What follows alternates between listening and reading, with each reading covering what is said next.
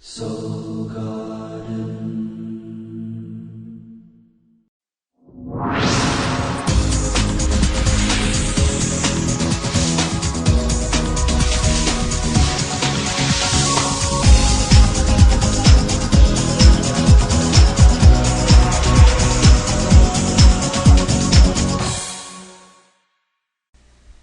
Hello my captains and welcome to Soul Horoscopes Weekly Edition. My name is Christopher Witecki.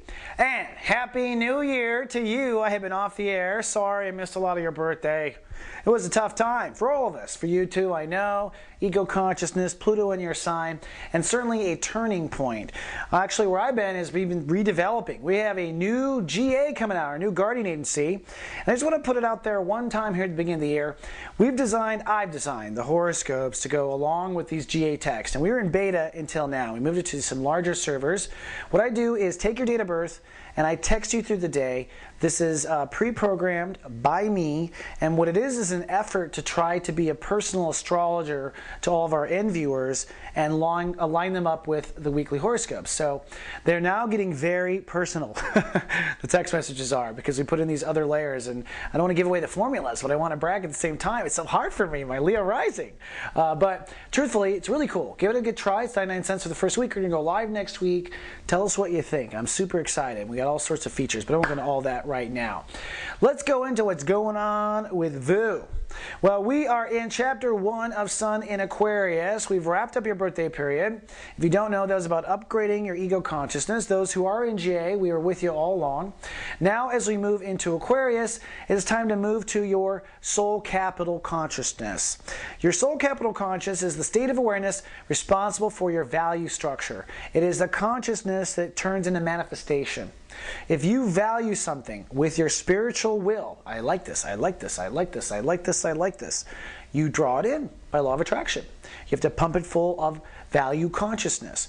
Now, in order to feel like you can pump something through value consciousness, you have to feel valuable about yourself. Chapter 1 is always about your relationship to you. So in this first week, we're going to be looking at your self-esteem, your soul capitalism.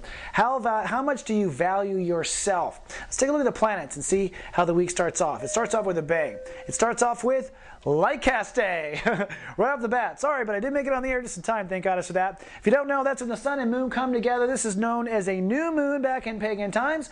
Now we call it Light Cast Day here at Soul Garden. What you have is this big concentration of energy pulling up into the Aquarius consciousness. What this is for you is it's going to make you very emotional on Monday about what you have in the bank or what you're worth.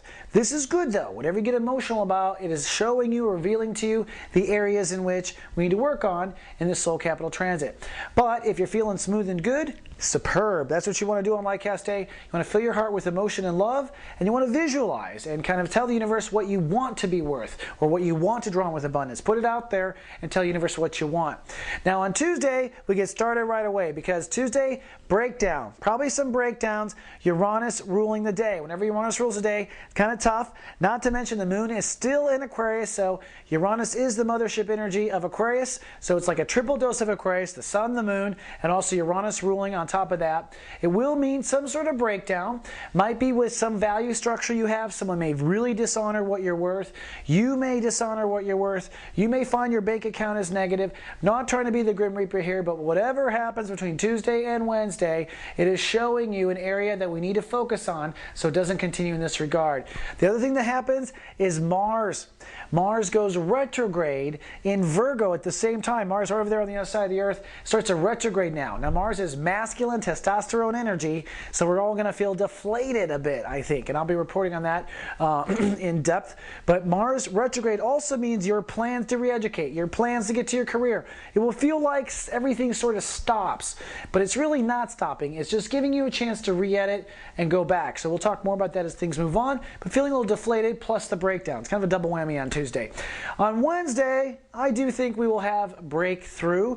Mercury will rule the day and things pick up because because the moon now shifts down into the Pisces state of awareness. This makes the planet a lot more compassionate. This makes you more compassionate with yourself. And with Mercury, you're going to figure out what was going on. I think you're going to understand. You'll have that breakthrough. So you'll figure out how your bank account was negative. You'll figure out why it is you were feeling low. You'll figure out where it came from because your parents didn't treat you well. But you'll figure out what needs to change in your soul capital, or what the hot spot or the cause is. The other thing about Wednesday too I want to point out is Jupiter. Jupiter is over here, and it's going to push. It's going direct now. Jupiter's a force to be reckoned with, and Jupiter in Taurus is saying, hey, it is time for Capricorns to pursue their heart's desire. It is all about, if Capricorns want to get to the other side faster than the others, you want to follow your heart. Now this is something I go in great detail in the Act 1 videos. It really is important for you to follow your heart, because your heart is the queen of the new age. Your heart is where it's all going. The whole new age is about putting our fifth state of awareness as the center of our soul, and this is the year that Capricorns do it. And I cover it in the Act 1, so it's only $4.95. It's worth the purchase. It's at soulmart.me. So good time to point that out. No matter what happens on Wednesday, Thursday is Love Fest Day. Things are going to feel really good. That's because the moon is going to cross over Venus. And Venus always restores the I give it, I balance of things. That's what it's in charge of. It is a part of our soul that keeps things fair, right? Now, it does mean emotionally that it is a time to restore any kind of issues we have where we're out of balance. So if you've been running out of balance with your health, you've been running out of balance with work, any type of thing like that, you will find it's an issue, all right? The other thing that's really important is for you to be nice to yourself and nurture yourself really well, all right? If you're at soulgarden.me, this is the day where we send all kinds of emails to everyone, hey, we love them, and make sure you tell yourself that you love yourself on Love Fest Day. It's definitely be a nice day. Moon's still in Pisces, of course, and Pisces is our God service provider, so on top of that, it is hopefully non-judgment, right? Going along with the flow. On Friday, you're going to feel strong. Thank goddess for that. The moon moves into Aries. So emotions will now shift to nesting and resting. All right? You're going to want to nest and rest. You're going to want to ground yourself. Really, this whole weekend for the Cappies is about nesting and resting. But if you've been feeling really like a candle in the wind with all this moon in Pisces in your mind, this will finally be the day where you can kind of take a deep breath. So nesting and resting. The thing I want to point out too is Mercury's going to finally wrap up in Capricorn there. You've been really hypersensitive with your ego with Mercury and Capricorn, and maybe overly concerned about what people think, and maybe over concerned that you didn't say it right. All that kind of calms down over the weekend. Mercury moves out of your sign.